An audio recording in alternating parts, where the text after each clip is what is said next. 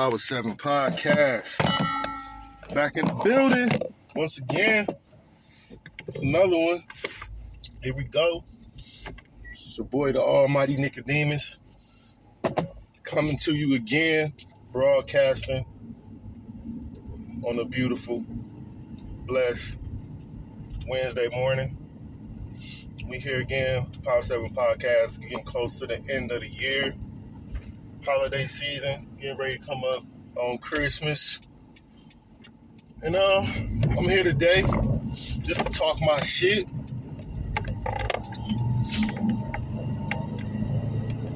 And today, man, I seen something yesterday on Mav Hoffa's podcast. It's in a little clip circulating from Mav Hoffa's podcast.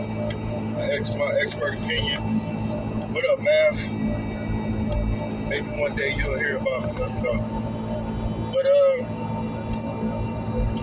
he has one of the hitmen on his show from Bad Boys production team. Guy go by the name of D-Dot. Some of y'all might know him as the Mad Rapper. You know, this ain't easy what y'all plays to me. You know, that was their little thing. Mad Rapper was kind of like guy making fun of quote-unquote backpack rappers, underground heads, hip-hop heads type of guys around the time. That was like his thing. That was like their thing, making fun of those cats, right? So he's on Mav Hoffa's podcast, and the clip that comes up, he's talking about how he don't get mentioned when they're talking about dope producers enough. People don't talk about him and how he done made so many hits and all of this and that. He's done a lot of stuff. How they was running stuff. Bad Boys was running the clubs, had people on, had the people, right? So he's going on, and then he's like, and then they want to talk about Jay Dilla. But Jay Dilla ain't got a better catalog than me. Hold on. That's when I had to pause for the cause. Like, hold on, bro. How you gonna sit up there and go in on Dilla? What are you talking about?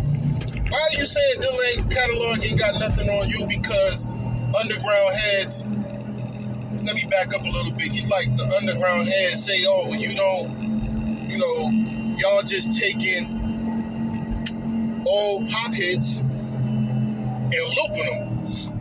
You know what I'm saying? Like, you ain't really doing nothing when it comes on the production side. You're not really doing anything. You're just recycling. Y'all just pretty much taking old hits and making them new hits.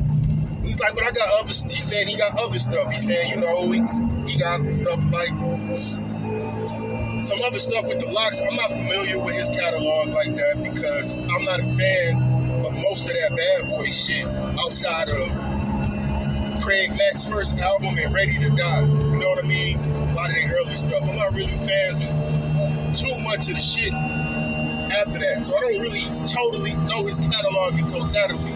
But I do know he was part of that production team, which he was part of a production team, and they did take a lot of stuff from the 80s or the 70s that were pop hits, Billboard pop hits, and they turned them into hip-hop songs.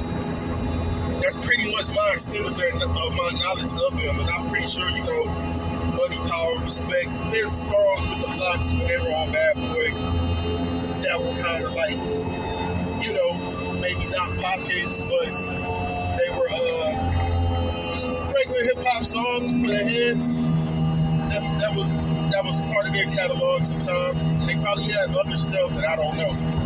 But just to throw Dilla out there, first of all, the man's not with us anymore. Second of all, y'all were not in the same type of lane anyway. You were making hip-hop music, bro. You were making hip-hop music for the clubs. You were pretty much like hip-hop disco, hip-hop pop music. That was your lane, and that's fine. You did it well. People loved it. People like to dance, people like to party, and that's the type of music you made. Don't throw Dilla out there like that trying to diss him because he's more revered than you. He made a different type of music than you that appealed to different type of people. Everybody don't want to turn up. Everybody don't want to be clubbing all the time. Most of the time, that music is made for women anyway. And that's no disrespect, but that's what that music is made for. Club music, turn up music is mainly made for women. And niggas like to turn up if they finna work out. You know what I'm saying? And they play sports or some shit. A lot of cats like to have that shit. But mainly, other demographics don't always listen to that. They want to hear something. They like artsy shit. Some people are like that. Some people want to hear chopped up or you freak the sample. And just saying you can do that too, that's cool. You can do that too. Say that. But just because you want to be like, hey, recognize me, I did this. I'm trying to throw my mans down. I'm trying to throw my man under the bus because people don't mention you. You were part of a whole fucking team of people. You weren't even one individual producer. You were a group of producers. You were part of a group of producers. Then you want to compare yourself to Karl Malone, like nobody talk about Karl Malone. No, nobody talk about Karl Malone, nigga. Nobody liked Karl Malone when he was in the NBA. Nobody liked him then. So what the fuck is nigga gonna talk about him now for? And then everybody wanna be like, Karl Malone, because he molested a 13-year-old. Yeah, that shit is fucked up too.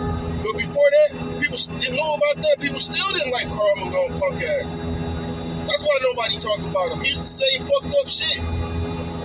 He shitted on Magic, all kind of shit. So while he was in the league, people didn't like Karl Malone punk ass. Karl Malone was a whole ass nigga. So yeah, maybe you are Karl Malone, or maybe you just prophesized who the fuck you were when you were being a mad rapper. You're the mad producer now. You ain't got nothing on me. I know I'm more John Blaze than him. That's basically what he was saying. The underground heads don't revere you, don't talk about you. Bro, so what? You got pop hits. Like you said, you had the club jams. That was your thing. Then you made another horrible analogy in the same clip, talking about y'all was Samboing all the way to the bank. Samboing all the way to the bank. Now, maybe you were being sarcastic when you said Samboing all the way to the bank, being a Sambo. But nigga, that still is horrible. It's still just a horrible analogy to run with. Like, you a goofy ass nigga. Flat out. You a goofy ass motherfucker, man. And that's why you don't get talked about, I see, because you're a cornball. You mad because the underground heads don't rock with you and we don't talk about you. Because you wasn't on our radar, you wasn't making the music for us, so why would we talk about you? Why would we care? And then you want, like I said, you chose to say something about a dead man, who, by the way, this brother's, Jay Dilla's MPC is in a damn museum, bro. That's how his art pushed hip-hop forward. Monetarily, your music pushed hip-hop forward, but art-wise, his music pushed hip-hop forward. They put his damn MPC in the Smithsonian, bro. Ain't nobody gonna ask about your MPC when you gone. Nobody gonna ask about, don't put your shit in there. You're gonna be, matter of fact, your legacy is about to be tied to a nigga who's gonna be accused of raping women. So you already cooked, son. You already cooked, bro. Shit is whack. The whole little take you just did was whack. You the mad producer. So you didn't compare yourself to Preem. You didn't compare yourself to DJ Premier. You didn't want to compare yourself to Pete Rock. You know why? Because you pussy. You didn't want to compare yourself to them because they still alive and they can respond to you. You pussy. I'm really upset about that whole thing with him saying something about Dilla. You know what I'm saying? That's the home team for me too. So I'm taking it in two different ways. Not only is he's one of my favorite producers, but he's from my hometown. He's from my neighborhood. And you want to try to throw my man under the bus to try to get yourself some shine because the underground heads who you were not trying to appeal to don't revere you or recognize you when they're talking about top producers when you was part of a fucking team of producers? making pop hits, making disco rap music. Nigga, fuck you. Bust ass nigga. So yeah, I had to get that off my chest this morning because I was really steaming that brother had the nerve to throw my brother under the bus to make himself look good. And that's some trash ass shit, man. You should never ever have to throw shots or make somebody down somebody else to big yourself up if you feel like you're not getting the respect you deserve. You shouldn't have to do that. Everything should speak for itself. So to me, like I said, the mad rapper prophesized who he really was by being a mad rapper, which now he's classified as the mad producer. So this your boy Uncle Earn, a.k.a. the Almighty Nicodemus, Power 7 Podcast. Peace.